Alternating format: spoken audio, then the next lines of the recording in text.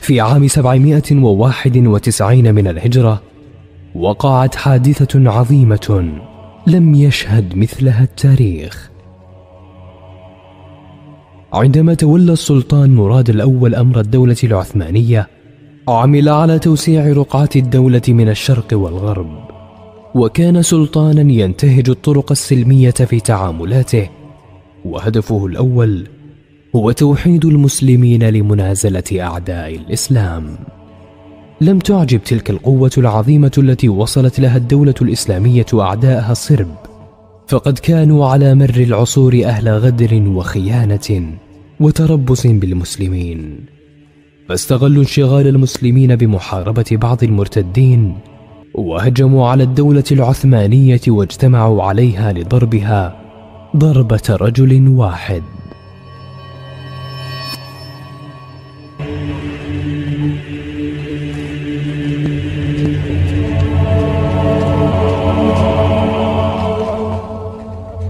في الليلة التي سبقت المعركة، توجه السلطان العادل بالدعاء إلى ربه قائلا: إلهي، إني أقسم بعزتك وجلالك بأني لا أبتغي من جهادي سوى رضاك، وكما شرفتني بالهداية إلى طريق الجهاد، فزدني تشريفا بالموت في سبيلك.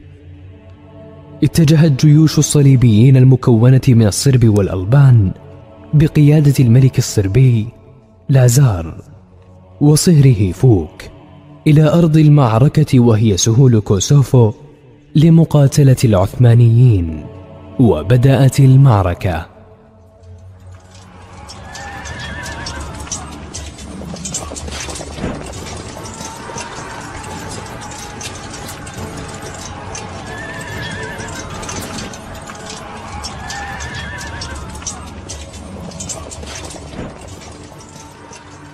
دارت المعركة بعنف وحمي الوطيس، وتطايرت الرؤوس وسالت الدماء، حتى حدثت المفاجأة.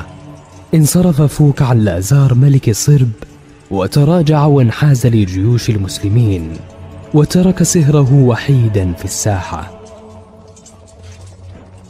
فدارت الدائرة على الملك الصربي الوحيد، فقتل وأسره العثمانيون، وانتصر المسلمون.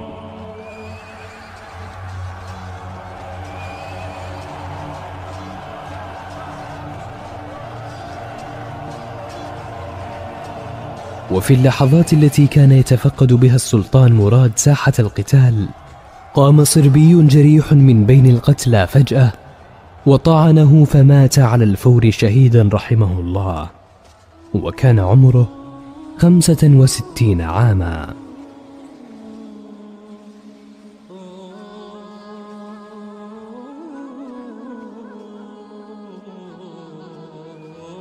امتلأت ساحة القتال بدماء الشهداء الطاهرة، حتى أتى الليل وانعكست صورة السماء على بركة الدماء. الهلال والنجوم الحزينة رسمت لوحتها على الأرض.